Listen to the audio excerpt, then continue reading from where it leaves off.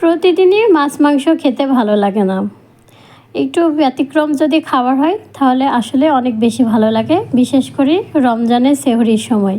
Hello everyone, আসসালামু আলাইকুম। কেমন আছেন সবাই? নিশ্চয় অনেক ভালো আছেন।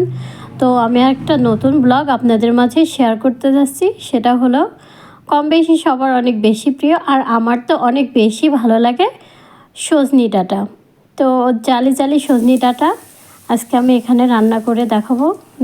দেখলেন তো আপনারা যে আমি কী মশলা শিলপাটায় বেটে নিয়েছি। এবার একটু ধনিয়া গুঁড়ো, হলুদ গুঁড়ো, আর যেহেতু আমি এই মশলাটা যখন শিলপাটায় বাটি তখন আমি এর মাঝে সরিষার সঙ্গে লবণ দিয়ে নিই, এর জন্য লবণটা আমি একটু কম দিয়েছি।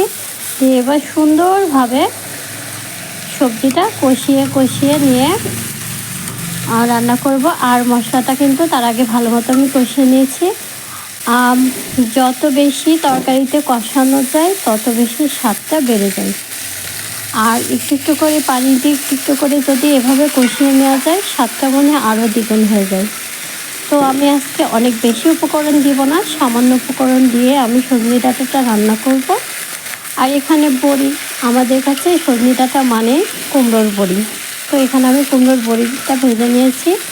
আর এবার সজনি ডাঁটার মধ্যে কিছুটা আলু আর কিছুটা বেগুন, আর আমি এখানে সরিষাটা বেশ অনেকখানি দিয়েছি, আমার খুব ভালো লাগে। তো এভাবে একটু করে কষিয়ে নিচ্ছি। আমার এই রেসিপিটা দেখে আপনারা একবার রান্না করে দেখবেন, অন্য তরকারিতে খেতে ইচ্ছে করবে না, শুধু ইচ্ছে করবে সজনি ডাঁটা খেতে। আমার তো খুব ভালো লাগে। আর সজনি ডাঁটার সময় আমি প্রায় আমার বাসাতে আমি রান্না করে খাই। মাছ দিয়ে না খেয়ে আপনারা এভাবে রান্না করে খাবেন, দেখবেন অনেক বেশি ভালো লাগবে। ঠান্ডা হয়ে গেলে আরও বেশি ভালো লাগবে। আমি সজনি ডাঁটাটা ডাউল দিয়ে রান্না করি, আর শুধু সরিষা বাটা দিয়ে কোনো আলু বড়ি দিব না, এভাবে রান্না করি। একে একে আমি সব রেসিপিগুলো আপনাদের মাঝে শেয়ার করব। আর এভাবে আমি গরম গরম ভাত এক প্লেটে অনায়াসে খেয়ে নিতে পারি। আর ডাঁটা পেলে তো আমি শুধু ডাঁটাটাই খেয়ে নিই।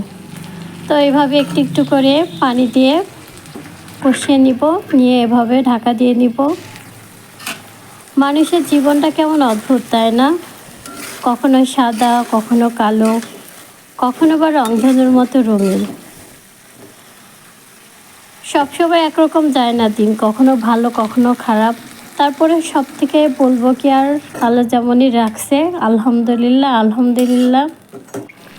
হাজার হাজার শুকরিয়া আদায় করি যে এখনও যথেষ্ট আল্লাহর রহমতে সুস্থ আছি। 20টা রমজান মাসে 20টা রোজা হয়ে গেল। আল্লাহ আমাকে তৌফিক দান করছে রোজাগুলো করার, আর বাকি রমজানের রোজাগুলো যেন আমি করতে পারি।